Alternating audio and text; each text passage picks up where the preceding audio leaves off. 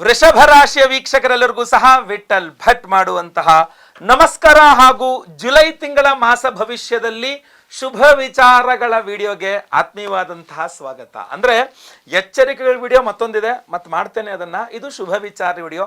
ಪ್ರತಿ ತಿಂಗಳು ಶುಭನೂ ಇರುತ್ತೆ, ಅಶುಭನೂ ಇರುತ್ತೆ. ಎರಡನ್ನೂ ಸಹ ನಾವು ಒಂದೇ ರೀತಿಯಲ್ಲಿ ಸ್ವೀಕಾರ ಮಾಡಬೇಕು. ಅಶುಭ ನಮಗೇನು ಆಗದೆ ಇರುವಂಗೆ ನೋಡ್ಕೊಳ್ಬೇಕು, ಶುಭವನ್ನ ಒಳ್ಳೆ ರೀತಿಯಲ್ಲಿ ತುಂಬ ಚೆನ್ನಾಗಿ ಶುಭ ಆಗಬೇಕು, ಆ ಥರ ನೋಡ್ಕೊಳ್ಬೇಕು. ಸೊ ಆದ್ದರಿಂದ ಶುಭ ವಿಚಾರಗಳ ವಿಡಿಯೋ, ಅಶುಭ ವಿಚಾರಗಳ ವಿಡಿಯೋ ಎರಡು ಬೇರೆ ಬೇರೆ ಮಾಡ್ತಾ ಇದ್ದೇನೆ. ಸೊ ಮುಂದಿನ ತಿಂಗಳು ಜುಲೈ ತಿಂಗಳ ವೃಷಭ ರಾಶಿಯವರ ಶುಭ ವಿಚಾರಗಳು, 5 ಶುಭ ವಿಚಾರಗಳು ಮಾಸ ಭವಿಷ್ಯದ ರೂಪದಲ್ಲಿ ನೋಡೋಣ. ಬನ್ನಿ. ಮೊದಲನೇದಾಗಿ ಜುಲೈ ತಿಂಗಳ ಗ್ರಹ ಸ್ಥಿತಿಗಳನ್ನ ನೋಡ್ಕೊಂಬರೋಣ. ಜುಲೈ ತಿಂಗಳಲ್ಲಿ ಜುಲೈ 6ನೇ ತಾರೀಕು ಕರ್ಕಾಟಕ ರಾಶಿಗೆ ಶುಕ್ರ ಗ್ರಹನ ಎಂಟ್ರಿ. 6ನೇ ತಾರೀಕಿನ ತನಕ ಮಿಥುನ ರಾಶಿಯಲ್ಲಿದ್ದು ನಂತರ ಕರ್ಕಾಟಕ ರಾಶಿಗೆ ಶುಕ್ರ ಗ್ರಹ ಹೋಗಲಿದ್ದಾನೆ. ಇನ್ನು ಜುಲೈ 12ನೇ ತಾರೀಕು ವೃಷಭ ರಾಶಿಗೆ ಕುಜ, 12ನೇ ತಾರೀಕಿನ ತನಕ ಮೇಷ ರಾಶಿಯಲ್ಲಿರುವ ಕುಜ 12ನೇ ತಾರೀಕಿಂದ ವೃಷಭ ರಾಶಿಯಲ್ಲಿರಲಿದ್ದಾನೆ. ಇನ್ನು ಜುಲೈ 16ನೇ ತಾರೀಕಿಗೆ ಕರ್ಕಾಟಕ ರಾಶಿಗೆ ರವಿಗ್ರಹನ ಸಂಚಾರ. ಅಂದ್ರೆ ಜುಲೈ 16ನೇ ತಾರೀಕಿನ ತನಕ ಮಿಥುನ ರಾಶಿಯಲ್ಲಿದ್ದಂತಹ ರವಿಗ್ರಹ ಜುಲೈ 16ರಿಂದ ಕರ್ಕಾಟಕ ರಾಶಿ, ಮಕರ ಸಂಕ್ರಮಣ ಇದ್ದಂಗೆನೆ. ಇದು ಕರ್ಕ ಸಂಕ್ರಮಣ ಅಂತ ಕರೀತಾರೆ ಇದನ್ನ, ಕರ್ಕಾಟಕ ಸಂಕ್ರಮಣ ಅಂತ. ಸೊ ಕರ್ಕ ರಾಶಿಗೆ ರವಿಗ್ರಹನ ಎಂಟ್ರಿ. 19ನೇ ತಾರೀಕಿನ ತನಕ ಕರ್ಕಾಟಕ ರಾಶಿಯಲ್ಲಿದ್ದಂತಹ ಬುಧ ಗ್ರಹ 19ನೇ ತಾರೀಕಿಂದ ಸಿಂಹ ರಾಶಿಗೆ ಬರಲಿದ್ದ. ಇದು ಪ್ರಧಾನವಾದಂತಹ ಜುಲೈ ತಿಂಗಳ ಗ್ರಹ ಸಂಚಾರಗಳಾಗಿರುತ್ತೆ. ಮೊದಲನೇ ಶುಭ ವಿಚಾರ, ವೃಷಭ ರಾಶಿಯವರಿಗೆ ಜುಲೈ ತಿಂಗಳಿಗೋಸ್ಕರ ಏನಪ್ಪಾ ಅಂತಂದ್ರೆ ಈ ದುಡ್ಡಿನ ಇದಿರುತ್ತಲ್ಲ, ಅದು ತುಂಬಾ ಚೆನ್ನಾಗಿರುತ್ತೆ ಅಂತ. ನೀವು ಬೇಕಾದ್ರೆ ಸ್ಯಾಲ್ರಿಡ್ ಪರ್ಸನ್ ಆಗಿರ್ಲಿ, ಬಿಸ್ನೆಸ್ ಪರ್ಸನ್ ಆಗಿರ್ಲಿ, ಸೆಲ್ಫ್ ಎಂಪ್ಲಾಯ್ಡ್ ಏನ್ ಬೇಕಾದ್ರೆ ಆಗಿರ್ಲಿ, ನೀವು ಸಾರ್ ನಾನು ದುಡ್ಡು ನೋಡೋದೇ ತಿಂಗಳಿಗೆ ಒಂದ್ಸಲ ಸಂಬಳದಲ್ಲಿ ನೆಲ್ ನೋಡ್ತೀನಿ ರೀ ಅಂತಾನೂ ಹೇಳ್ಬೋದು ನೀವು, ಗೊತ್ತಿಲ್ಲ ನನಗೆ. ಆದರೂ ಸಹ ವೃಷಭ ರಾಶಿಯವರಿಗೆ ವೈಯಕ್ತಿಕವಾಗಿ ಜುಲೈ 6ನೇ ತಾರೀಕಿಂದ ಜುಲೈ 19ನೇ ತಾರೀಕು ತನಕ ಹಣದ ಹರಿವು ಅನ್ನುವಂಥದ್ದು ತುಂಬ ಚೆನ್ನಾಗಿರುತ್ತೆ ಅಂತ ಕಾಣ್ತಾ ಇದೆ. ಇದು ಬರೋದೇ ಇಲ್ಲ ಅನ್ಕೊಂಡು ದುಡ್ಡು ಬರ್ಬೋದು, ನಾನು ಕೊಡೋದೇ ಇಲ್ಲ ಅಂತಂದೂ ಕೂಡ ಕೊಡ್ಬೋದು, ಆಯ್ತಲ್ವಾ.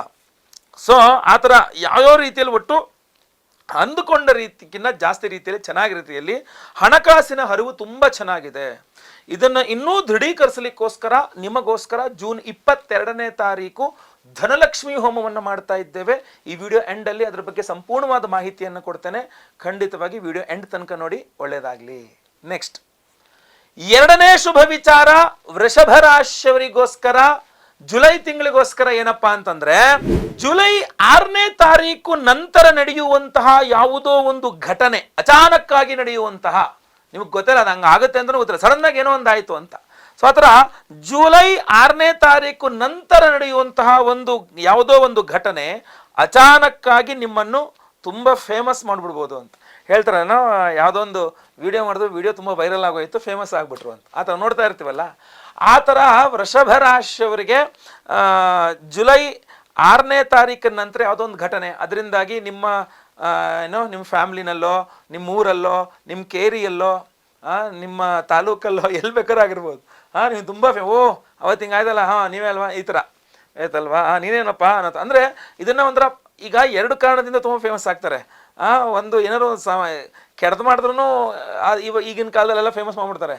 ತುಂಬ ಒಳ್ಳೇದು ಮಾಡಿದ್ರು ಫೇಮಸ್ ಒಳ್ಳೇದು ಮಾಡಿದಾಗ ಫೇಮಸ್ ಆಗೋದು ಸ್ವಲ್ಪ ಕಮ್ಮಿನೇ, ಆಯಿತಾ. ಸೊ ಆದರೆ ಒಳ್ಳೆಯ ವಿಚಾರಕ್ಕೆ ನೀವು ಫೇಮಸ್ ಆಗುವ ಸಾಧ್ಯತೆ ಇರ್ತದೆ. ಅದನ್ನೇ ಪ್ರಯತ್ನ ಮಾಡಿ. ಯಾರೇ ನಿಮ್ಮನ್ನು ನೆನೆಸ್ಕೊಂಡ್ರು ಒಳ್ಳೆಯ ವಿಚಾರಕ್ಕೋಸ್ಕರ ನೆನೆಸ್ಕೋಬೇಕು, ಸಂತೋಷ ಪಡಬೇಕು, ಆಯ್ತಲ್ವಾ. ಸೊ ಆ ರೀತಿಯಾಗಿ ಆಗಲಿ. ಖಂಡಿತವಾಗಿ ನಿಮ್ಮ ಬೇಡಿಕೆ, ನಿಮ್ಮ ಪ್ರಾಮುಖ್ಯತೆ ಅದು ಹೆಚ್ಚಾಗ್ಬಿಡುತ್ತೆ. ಇದನ್ನು ನೀವು ಗಮನಿಸಬೇಕು. ನಿಮ್ಮನ್ನು ಏನೋ ಮೂಸು ನೋಡಲ್ಲ ಸಾರ್ ನಮ್ಮಂಥವ್ರನ್ನ ಅನ್ಕೊಂಡು ಏನಾದ್ರು ಓಡಾಡ್ತಾ ಇದ್ರೆ ಹಂಗೆಲ್ಲ ಇಲ್ಲ. ಜುಲೈ ತಿಂಗಳಲ್ಲಿ ವೃಷಭ ರಾಶಿಯವರಿಗೆ ನಿಮ್ಮ ಪ್ರಾಮುಖ್ಯತೆ ಜಾಸ್ತಿ ಆಗುತ್ತೆ, ನಿಮ್ಮ ಬೇಡಿಕೆ ಜಾಸ್ತಿ ಆಗುತ್ತೆ. ನಿಮ್ಮನ್ನು ಹುಡ್ಕೊಂಡು ಬರ್ತಾರೆ, ನೀವೇ ಬೇಕು, ನಿಮ್ಮಿಂದ ನೀವಿಲ್ದಿದ್ರೆ ಆಗಲ್ಲ, ನಿಮ್ಮ ಕೈಲೇ ಮಾಡು, ನೀವೇ ಮಾಡ್ಬೇಕಪ್ಪ, ಬನ್ನಿ ಬನ್ನಿ ಅನ್ನೋ ಥರ. ಸೊ ಆ ಜನಾಕರ್ಷಣೆ ಅನ್ನತಕ್ಕಂಥದ್ದು ತುಂಬ ಚೆನ್ನಾಗಿರುತ್ತೆ. ಸುಮಾರು ಜನ ನಿಮ್ಮನ್ನು ಬಿಟ್ಟು ಹೋಗ್ಬಿಟ್ರು ಅನ್ನೋ ಬೇಜಾರು ಇರ್ತದೆ ನಿಮಗೆ, ಯಾರೋ ನಿಮ್ಮ ಲೈಫಲ್ಲಿ ಬರಬೇಕು ಅಂತ ಅನ್ಸತ್ತೆ ನಿಮಗೆ. ಆ ಜನಾಕರ್ಷಣೆ ಬೇಕು. ಕಳ್ಕೊಂಡಿದ್ದನ್ನು ಪುನಃ ಪಡ್ಕೊಳ್ಳೋಕ್ಕೂ ಸಹ ಇದೆಲ್ಲ ಅವಕಾಶ ಇರ್ತದೆ, ಅವಶ್ಯಕತೆ ಇರ್ತದೆ. ಸೊ ಆದ್ದರಿಂದ ಅದಕ್ಕೋಸ್ಕರ ಒಂದು ವಿಶೇಷವಾದಂತಹ ಪರಿಹಾರವನ್ನು ಮಾಡ್ತಾ ಇದ್ದಾರೆ. ಜೂನ್ 22ನೇ ತಾರೀಕು ಒಂದು ವಿಶೇಷವಾದ ಪ್ರಸಾದ. ನಾನು ಹಾಕ್ಕೊಂಡಿದ್ದ ಉಂಗುರ ಹೋದ ವರ್ಷ ಕೊಟ್ಟಿದ್ದೆ, ಈ ವರ್ಷ ಮತ್ತೆ ಪುನಃ ಅದೇ ಥರ 1 ವರ್ಷದ ನಂತರ ಮತ್ತೆ ಪುನಃ ಅದೇ ಥರ ದೇವತಾರಾಧನೆ ಮಾಡ್ತಾ ಇದ್ದೇವೆ. ಸೊ ಅಂತಹ ಒಂದು ವಿಶೇಷವಾದ ಅದ್ಭುತವಾದಂತಹ ಒಂದು ತ್ರೈಲೋಕ್ಯ ಮೋಹನಕರ ಗಣಪತಿ ಹೋಮವನ್ನು ತ್ರೈಲೋಕ್ಯ ಮೋಹನಕರ ಗಣಪತಿ ಹೋಮವನ್ನು ಮಾಡಿ ವಿಶೇಷವಾದ ಪ್ರಸಾದವನ್ನು ಕೊಡ್ತಾ ಇದ್ದೇವೆ. ವಿಡಿಯೋ ಎಂಡ ತನಕ ನೋಡಿ ಅದರ ಬಗ್ಗೆ ಸಂಪೂರ್ಣ ಮಾಹಿತಿ ತಿಳಿಸ್ತೇನೆ. ಇನ್ನು ಮೂರನೇ ಶುಭ ವಿಚಾರ, ವೃಷಭ ರಾಶಿಯವರಿಗೆ ಜುಲೈ ತಿಂಗಳಿಗೋಸ್ಕರ ಏನಪ್ಪಾ ಅಂತಂದ್ರೆ, ನೀವು ವೃಷಭ ರಾಶಿಯವರು ಏನೋ ಒಂದಿಷ್ಟು ಕೆಲಸಗಳಿಗೆ ಕೈ ಹಾಕ್ಬಿಟ್ಟಿರ್ತೀರಿ. ಒಂದು ಸೈಟ್ ತಗೋಬೇಕು, ಒಂದು ಮನೆ ಕಟ್ಸ್ಕೋಕೆ ಹೋಗಬೇಕು, ಅಥವಾ ಒಂದು ಯಾರ್ದಾರು ಮಕ್ಕಳ ಮದುವೆ ಮಾಡಬೇಕು, ಅಥವಾ ಬೇರೆ ಏನೋ ಒಂದು ಕೆಲಸ, ಒಟ್ಟು ದೊಡ್ಡ ದೊಡ್ಡ ಕೆಲಸಗಳಿಗೆ ಏನಾದ್ರು ಕೈ ಹಾಕಿದ್ರೆ ಅಂದರೆ ಒಂದಿಷ್ಟು ಶುಭ ಕಾರ್ಯಗಳಿಗೆ, ದೊಡ್ಡ ದೊಡ್ಡ ಕೆಲಸಗಳಿಗೆ, ಸರ್ ಅದು ಯಾವುದೋ ಒಂದು ದೊಡ್ಡ ಕೆಲಸ ಕೈ ಹಾಕಿದ್ದೀನಿ, ಚೆನ್ನಾಗಿ ಆಗಬೇಕು ಗುರುಳೆ ಅಂತೆಲ್ಲ ಕೇಳ್ಕೊಂತಿರಲ್ಲ. ಅದೇ ಥರ ವೃಷಭ ರಾಶಿಯವರು ಜುಲೈ ತಿಂಗಳಲ್ಲಿ ಯಾವುದೇ ಕೆಲಸಕ್ಕೆ ಕೈ ಹಾಕಲಿ, ಅಂದರೆ ಇದೊಂದು ದೊಡ್ಡ ಕೆಲಸ ಮಾಡಬೇಕು ಅಂತ ಆ ಥರ ಪ್ರಮುಖವಾದ ಎಲ್ಲ ಕೆಲಸಗಳು ಯಶಸ್ವಿ ಆಗುತ್ತೆ. ಆ ಯಶಸ್ವಿ ಆಗಿಸಲು ಅಂದರೆ ಅದನ್ನು ಯಶಸ್ವಿ ಮಾಡೋಕ್ಕೋಸ್ಕರ ನಿಮ್ಮ ತಾಯಿಯ ಸಹಾಯ ತುಂಬ ಚೆನ್ನಾಗಿ ಸಿಗುತ್ತೆ. ನೀವು ಕೈ ಹಾಕಿದಂಥ ಕೆಲಸಕ್ಕೆ ಸ್ವಲ್ಪ ದುಡ್ಡಿನ ಸಮಸ್ಯೆ ಇದೆಯಾ, ಅಮ್ಮ ಎಲ್ಲಿಂದನೋ ಆ ದುಡ್ಡಿನ ವ್ಯವಸ್ಥೆ ಮಾಡ್ತಾರೆ. ನೀವು ಕೈ ಹಾಕಿದಂಥ ಕೆಲಸ ಯಶಸ್ವಿ ಆಗಲಿಕ್ಕೆ ನಿಮ್ಮ ತಾಯಿಯವ್ರದ್ದು ಯಾವ ರೀತಿ ಸಪೋರ್ಟ್ ಬೇಕು ನಿಮಗೆ, ಯಾರ ಹತ್ರ ಮಾತಾಡಿಸ್ಬೇಕಾ, ಯಾರ್ದಾರ ರೆಕಮೆಂಡೇಶನ್ ಕೊಡಿಸ್ಬೇಕಾ, ದುಡ್ಡು ಕೊಡ್ಬೇಕಾ, ನಿಮಗೆ ಆಶೀರ್ವಾದ ಸಿಕ್ಕರೆ ಸಾಕು ತಾಯಿದು, ನಿಮ್ಮ ಕೆಲಸ ಆಗ್ಬಿಡುತ್ತೆ, ಸುಲಭ ಆಗ್ಬಿಡುತ್ತೆ. ಸರ್ ನಮ್ಮ ತಾಯಿಗೆ ನೀವು ಹೇಳಿದಂಥದ್ದು ಏನೂ ಇಲ್ಲ ಸರ್, ನಮ್ಮ ತಾಯಿ ಹತ್ರ ದುಡ್ಡಿಲ್ಲ, ನಮ್ಮ ತಾಯಿ ಹತ್ರ ಅಧಿಕಾರ ಇಲ್ಲ, ನಮ್ಮ ತಾಯಿ ಯಾರ್ದು ಪರಿಚಯ ಇಲ್ಲ, ಪಾಪ ನಮ್ಮ ತಾಯಿ ವಯಸ್ಸಾದ ಮನೇಲಿರ್ತಾರೆ ಸರ್, ಅವ್ರು ನನಗೇನು ಹೆಲ್ಪ್ ಮಾಡ್ತಾರೆ ಸರ್. ತಪ್ಪು. ನಿಮ್ಮ ತಾಯಿ ಆಶೀರ್ವಾದ ಮಾಡಿದ್ರು ಸಾಕು ನಿಮಗೆ. ಒಳ್ಳೇದಾಗಲಿ ಮಗನೇ, ಒಳ್ಳೇದಾಗಲಿ ಮಗಳೇ, ನಿನಗೆ ಒಳ್ಳೇದಾಗಲಿ ಅಂತ ತಾಯಿ ಆಶೀರ್ವಾದ ಪಡೆದ್ರು ಸಾಕು, ಕೈ ಹಾಕಿದ ಕೆಲಸ ಸಕ್ಸಸ್. ವೃಷಭ ರಾಶಿಯವರು ನಿಮ್ಮ ತಾಯಿ ಕಾಲಿಗೆ ನಮಸ್ಕಾರ ಮಾಡಿಕೊಂಡು ನಿಮ್ಮ ಕೆಲಸಗಳನ್ನು ಮಾಡಿ ಖಂಡಿತವಾಗಿ ಸಕ್ಸಸ್ಸನ್ನು ಕಾಣ್ತೀರಾ. ಆಯ್ತಲ್ವ? ಅದಕ್ಕಿಂತ ದೊಡ್ಡ ಪರಿಹಾರ ಇನ್ನೇನಿರ್ತೀರಿ, ಯಾವುದೂ ಇರಲ್ಲ. ನಮಾತುಃ ಪರದೈವತಂ, ತಾಯಿಗಿನ ದೊಡ್ಡ ದೇವರೇ ಇಲ್ವಂತ. ಇರಲಿ. ಇನ್ನು ನಾಲ್ಕನೇ ಶುಭ ವಿಚಾರ, ವೃಷಭ ರಾಶಿಯವರಿಗೆ ಜುಲೈ ತಿಂಗಳಿಗೋಸ್ಕರ ಏನಪ್ಪಾ ಅಂತಂದ್ರೆ, ಜುಲೈ 16ನೇ ತಾರೀಕಿನ ನಂತರ ವೃಷಭ ರಾಶಿಯವರ ತಂದೆಯ ಆರೋಗ್ಯದಲ್ಲಿ ವೃದ್ಧಿ. ಅಂದ್ರೆ ನೀವು ವೃಷಭ ರಾಶಿಯವರಾಗಿದ್ದು ನಿಮ್ಮ ತಂದೆಯವರಿಗೆ ಆರೋಗ್ಯ ಸರಿ ಇಲ್ಲ ಅನ್ನುವ ಚಿಂತೆ ಏನಾದ್ರು ನಿಮಗೆ ಕಾಡ್ತಾ ಇದ್ರೆ ಅದು ನಿಮಗೆ ಜುಲೈ 16ನೇ ತಾರೀಕು ನಂತರ ಅದು ಸರಿ ಹೋಗುತ್ತೆ. ತಂದೆಯೊಂದಿಗೆ ಜಗಳ ಮನಸ್ತಾಪಗಳಿದ್ರೆ ಜುಲೈ 16ನೇ ತಾರೀಕು ನಂತರ ತಂದೆಯೊಂದಿಗಿನ ಜಗಳ ಮನಸ್ತಾಪಗಳು ಸರಿ ಹೋಗುತ್ತೆ. ಇನ್ನು ಪಿತ್ರಾರ್ಜಿತ ಆಸ್ತಿಗೆ ವಿಚಾರಗಳಲ್ಲಿ ಏನಾರು ಸ್ವಲ್ಪ ಸಮಸ್ಯೆಗಳು ಮನಸ್ತಾಪಗಳಿದ್ರೆ ಅದು ಸಹ ಜುಲೈ 16ನೇ ತಾರೀಕು ನಂತರ ಸರಿ ಹೋಗುತ್ತೆ, ಅಥವಾ ಅನುಕೂಲ, ನಿಮ್ಮ ಪ್ರಯತ್ನಗಳು ಯಶಸ್ವಿ ಆಗುತ್ತೆ. ಅದರ ನಿಮಿತ್ತವಾಗಿ ನೀವು ಮಾಡುವ ಪ್ರಯತ್ನಗಳೆಲ್ಲ ಯಶಸ್ವಿ ಆಗುತ್ತೆ 16ನೇ ತಾರೀಕಿನ ನಂತರ. ಸೊ ಜುಲೈ 16ನ ರೌಂಡ್ ಅಪ್ ಮಾಡಿಟ್ಕೊಳ್ಳಿ. ತಂದೆಯವರ ಆರೋಗ್ಯ, ತಂದೆಯವರೊಂದಿಗಿನ ಬಾಂಧವ್ಯ, ಪಿತ್ರಾರ್ಜಿತ ಆಸ್ತಿ, ಅದೃಷ್ಟ ತುಂಬ ಚೆನ್ನಾಗಿ ಕೆಲಸ ಮಾಡ್ಲಿಕ್ಕೆ ಶುರು ಮಾಡ್ಬೋದು. ಆದ್ದರಿಂದ ವಿಶೇಷವಾಗಿ ತಂದೆ ತಾಯಿಂದ್ರನ್ನ ಬಹಳ ಪ್ರೀತಿ ವಿಶ್ವಾಸ ನೋಡ್ಕೊಳ್ಬೇಕು. ಅವ್ರೇನು ಕೊಡ್ತಾರೋ ಬಿಡ್ತಾರೋ ಸಂಬಂಧ ಇಲ್ಲ, ಅವರ ಆಶೀರ್ವಾದ ಸಿಕ್ಕಿದ್ರೆ ಸಾಕು, ಖಂಡಿತವಾಗಿ ಒಳ್ಳೆಯದಾಗ್ತದೆ. 5ನೇ ಶುಭ ವಿಚಾರ, ವೃಷಭ ರಾಶಿಯವರಿಗೆ ಜುಲೈ ತಿಂಗಳಿಗೋಸ್ಕರ ಏನಪ್ಪಾ ಅಂತಂದ್ರೆ, ವೃಷಭ ರಾಶಿಯವರು ನಿಮ್ಮ ಮಕ್ಕಳ ಬಗ್ಗೆ ಸೂಕ್ತವಾದಂತಹ ನಿರ್ಧಾರಗಳನ್ನು ತೆಗೆದುಕೊಳ್ಳೋಕೆ ನಿಮಗೆ ಅದ್ಭುತವಾದಂಥ ಅವಕಾಶಗಳು ಈ ಒಂದು ಜುಲೈ ತಿಂಗಳಲ್ಲಿ ಸಿಗುತ್ತೆ. ನಿಮ್ಮ ಮಕ್ಕಳ ಬಗ್ಗೆ ದೊಡ್ಡ ನಿರ್ಧಾರ ತಗೋಬೇಕು. ನಿಮ್ಮ ಮಕ್ಕಳು ಮದುವೆ ಮಾಡಬೇಕಾ, ಇಂಥವ್ರ ಜೊತೆಗೆ ಕೊಟ್ಟು ಮದುವೆ ಮಾಡೋದಾ, ಅಥವಾ ಇಂಥವ್ರಿಂದನೇ ಹೆಣ್ಣು ತರೋದಾ, ಅಥವಾ ಇವ್ರಿಗೆ ಬಿಸ್ನೆಸ್ಗೆ ಈ ಥರ ಏನಾದ್ರು ವ್ಯವಸ್ಥೆ ಮಾಡಿಕೊಡ್ಲಾ, ಕೆಲಸನ ಬಿಸ್ನೆಸ್ಸಾ, ಅವ್ರ ಆರೋಗ್ಯ ನೋಡ್ಕೊಂಡು ಏನೋ ಒಂದು ನಿರ್ಧಾರ, ಇಲ್ಲಿ ಬೇಡ ಹಿಂಗೆ ಮಾಡು, ಹಿಂಗೆ ಬೇಡ ಹಿಂಗೆ ಮಾಡು. ಮಕ್ಕಳ ಬಗ್ಗೆ ಪ್ರಧಾನವಾದಂಥ ನಿರ್ಧಾರಗಳನ್ನು ತೆಗೆದುಕೊಳ್ಳೋಕೆ ವೃಷಭ ರಾಶಿಯವರಿಗೆ, ಅಂದರೆ ಮಕ್ಕಳ ವಿಚಾರದಲ್ಲಿ ಈಗ ಸಂತಾನ ಇಲ್ಲ ಅಂದರೆ ಸಂತಾನ ಈಗ ಪ್ರಯತ್ನ ಮಾಡೋದಾ ಅನ್ನೋದರಿಂದ ಹಿಡಿದು, ಮಕ್ಕಳಾಗಲೇ ಹುಟ್ಟಿದ್ದಾರೆ, ಅವ್ರಿಗೆ ಏನು ಓದಿಸ್ಬೇಕು, ಏನು ಮಾಡಿಸ್ಬೇಕು, ಅವ್ರಿಗೆ ಏನು ಸೆಟ್ಲ್ ಮಾಡಬೇಕು ಲೈಫಲ್ಲಿ ಅನ್ನೋ ತನಕ ಮಕ್ಕಳ ಬಗ್ಗೆ ದೃಢವಾದಂಥ ನಿರ್ಧಾರಗಳನ್ನು ತೆಗೆದುಕೊಳ್ಳೋಕೆ ಇದು ಸೂಕ್ತವಾದಂಥ ಸಮಯ ನಿಮಗೆ ಸಿಗುತ್ತೆ ಜುಲೈ ತಿಂಗಳಲ್ಲಿ.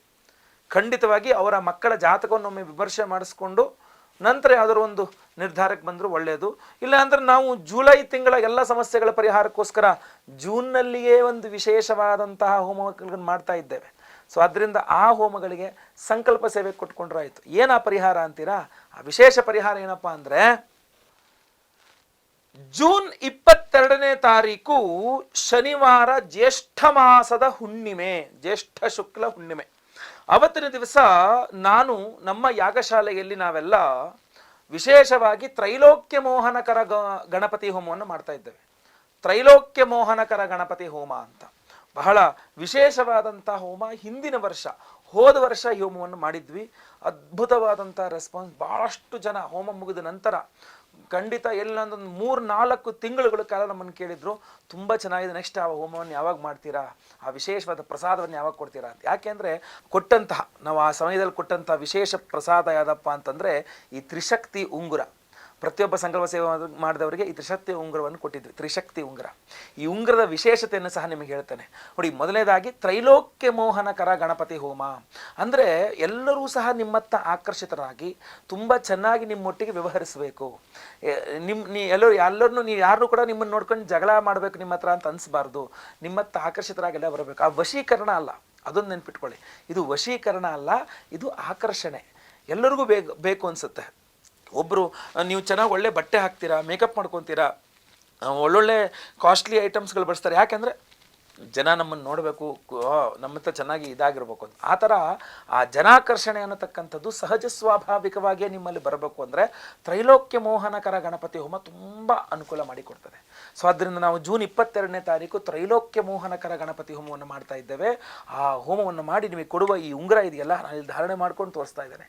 ಈ ಉಂಗುರದಲ್ಲೊಂದು ಚಿಕ್ಕ ಶಂಖವನ್ನು ನೋಡ್ತೀರಾ ನೀವು, ಮಿನಿಯೇಚರ್, ತುಂಬ ಚಿಕ್ಕ ಶಂಖ.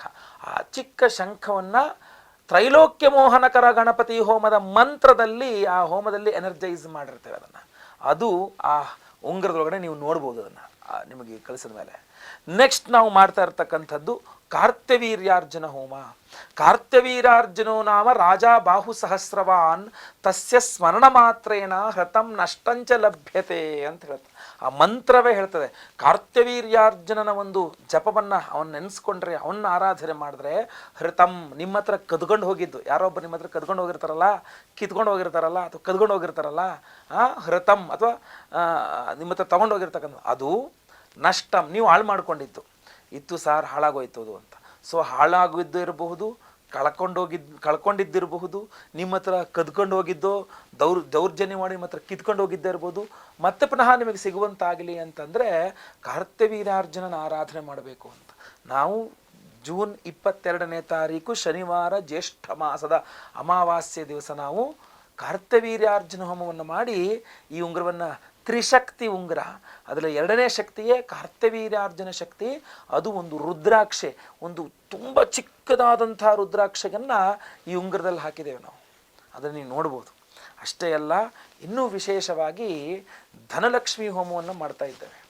ಧನಲಕ್ಷ್ಮಿ ಹೋಮವನ್ನು ಮಾಡಿ ಅದರಲ್ಲಿ ವಿಶೇಷವಾಗಿ ಒಂದು ಚಿಕ್ಕದಾದಂತಹ ಈ ಉಂಗುರದಲ್ಲಿ ನಿಮಗೆ ಕಾಣುವ 3ನೆಯ ಚಿಕ್ಕ ಶಕ್ತಿ ಯಾವುದು ಅಂತಂದರೆ ಪಾದರಸ. ಒಂದು ಸಾಸಿವೆ ಕಾಳಷ್ಟು ಪಾದರಸ ಇದೆ ಇದರೊಳಗಡೆ, ಅದು ನಿಮಗೆ ಕಾಣುತ್ತೆ. ಉಂಗುರ ಈಗ ಈ ಉಂಗುರದ ಒಳಗಡೆ ಆ ತ್ರಿಶಕ್ತಿ 3, ಒಂದು ಪಾದರಸ, ಒಂದು ರುದ್ರಾಕ್ಷೆ, ಒಂದು ಶಂಖು, 3 ಅದ್ಭುತವಾದಂತಹ ಶಕ್ತಿಗಳನ್ನು, ತ್ರಿಶಕ್ತಿಗಳನ್ನು ಒಂದೇ ಉಂಗುರದಲ್ಲಿ ಇದನ್ನು ಇಟ್ಟು ಅದನ್ನು ಎನರ್ಜೈಸ್ ಮಾಡಿ ಈ ಹೋಮಗಳಲ್ಲಿ ತ್ರೈಲೋಕ್ಯ ಮೋಹನಕರ ಗಣಪತಿ ಹೋಮ, ಆಮೇಲೆ ಕಾರ್ತ್ಯವೀರ್ಯಾರ್ಜುನ ಹೋಮ, ಆಮೇಲೆ ಧನಲಕ್ಷ್ಮಿ ಹೋಮ. ದುಡ್ಡಿನ ವಿಚಾರದಲ್ಲಿ ಅನುಕೂಲವಾಗಬೇಕು, ಸಾಲ ಸೋಲಾದ ವಿಚಾರಗಳಲ್ಲಿ ಏನೋ ಸಮಸ್ಯೆ ಬಗೆಹರಿಬೇಕು, ನೀವು ಸಾಲಗಳಿಗೆ ಪ್ರಯತ್ನ ಮಾಡ್ತಾಯಿದ್ರೆ ಸಿಗಬೇಕು, ಸಾಲಗಳು ಜಾಸ್ತಿ ಆಗಿದೆಯಾ ತೀರಿಸಲಿಕ್ಕೆ ಅನುಕೂಲ ಆಗಬೇಕು, ಕೊಟ್ಟಿದ್ದು ವಾಪಸ್ ಬರಬೇಕು, ಕೊಡಿಸಿದ್ದು ಅವ್ರು ವಾಪಸ್ ಕೊಟ್ಟು ನೀವು ಆ ತಲೆನೋವಿಂದ ಹೊರಬರುವಂಗೆ ಆಗಬೇಕು, ನೀವು ಕೇಳಿದ್ದು ನಿಮಗೆ ಸಿಗುವಂಗೆ ಆಗಬೇಕು ಸಾಲ, ಈ ಥರ.